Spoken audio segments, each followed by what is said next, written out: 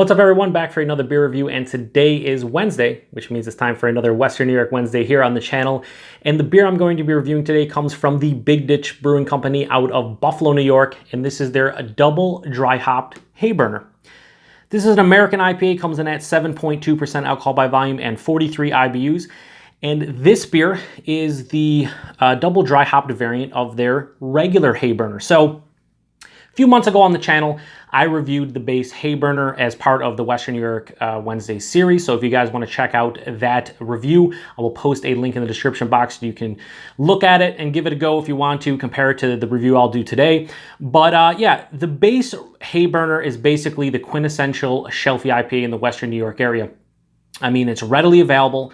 It's reasonably priced. I mean, it's $10.99 for 6 12-ounce cans. That's under $2 a can, so fantastic value.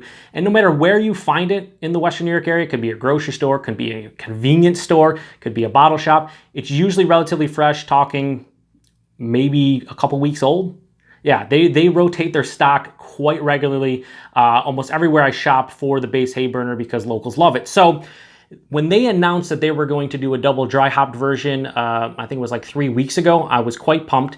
They released this on Saturday, June 30th, 2018, but I was unable to go to the release.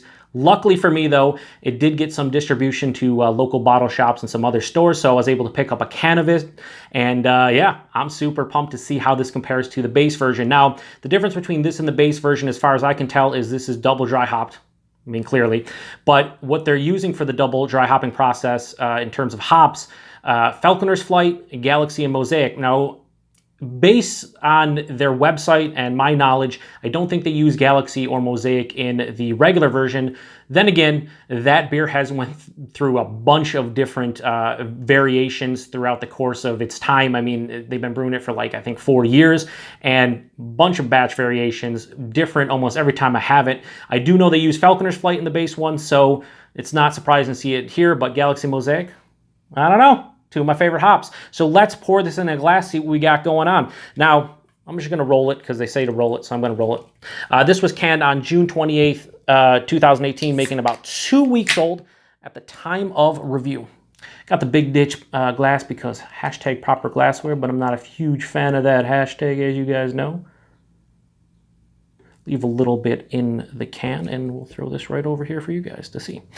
All right, so yeah, this is basically a New England style IPA. They call it American IPA. I even mention it in the base Hayburner review. It's, you know, basically New England style IPA at this point. But yeah, this really deep, deep golden, almost like orange honey color, a finger and a half of a eggshell white head. And yeah, it plays the role. Let's get a nose on it. Oh, so this is drastically different in the nose than the base one. Lots of candied fruit, candied orange, candied pineapple, mango, peach, big stone fruit vibes. Not candied, but juicy. And there is a substantial dankness to this one. Yeah, dank and almost weedy, marijuana-like. Not a lot of beers lately have been giving me that weed vibe, but this one, yeah, it's pretty sticky, icky, dank. Yeah, I mean, the base one, for me, as far as I remember, was a lot of orange and a lot of melon and like herbal tea vibes and a bit of like resinous pine. Really, the only thing that's carrying over for me is the orange character, but it's not as big and vibrant as it was in the base one. Yeah, this actually smells, for me, drastically different, but I wouldn't say necessarily better. But it does smell tasty. So let's get into it. Cheers, everyone. Let's see what the double dry hopped Hayburner has to offer.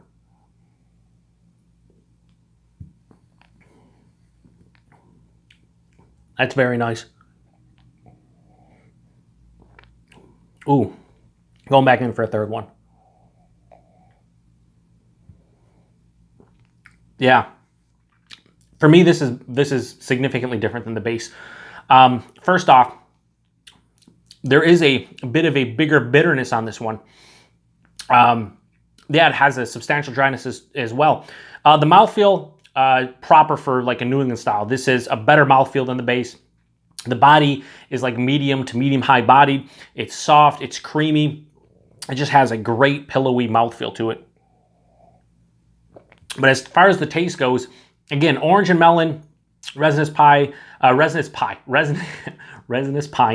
and like an herbal tea note in the base one. The only one, like I said, carrying over here is the orange. This has like a nice blood orange, sweeter orange vibe to it.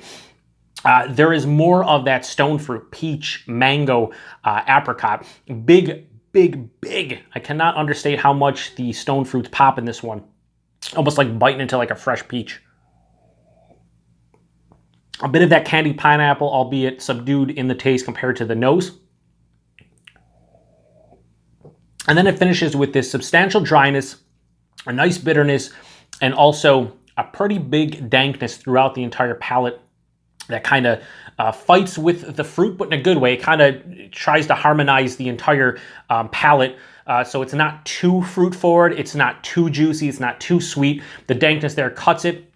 Bitterness on the back end cuts it. This doesn't finish as clean as the base one. There is a lingering bitterness, a lingering dryness, but that's okay. I mean, I'm not expecting this to drink like the base one, or else I just would drink the base one. This is very nice though.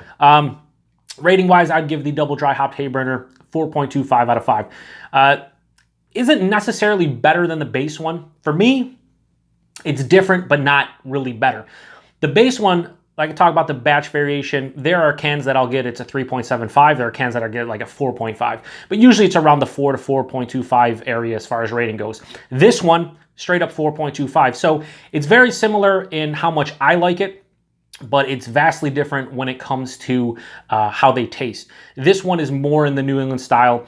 This one has a bit more bitterness, a bit more juicy complexity to it. But at the same time, it's not the same as Hayburner. Regardless, whether you get the regular Hayburner, whether you try this out, still pretty damn good. The 4-pack of cans, I believe, were $13.99 for for a 4 16-ounce can. So you're talking 64 ounces for $14, or 72 ounces for $11. The 6-pack versus the 4-pack. So you're getting 8 less ounces for $3 more. Is it worth it for the double dry hop? Depends on which one you'd like better. Me, probably not, but I doubt they release this regularly, so whatever. It's a nice little treat. Anyway, that was Double Dry Hop Hayburner from Big Ditch Brewing Company, 4.25 out of 5. Appreciate you guys stopping by another Western New York Wednesday. Like, comment, subscribe, and hit that notification bell if you want. If not, cool too. But until the next one, cheers.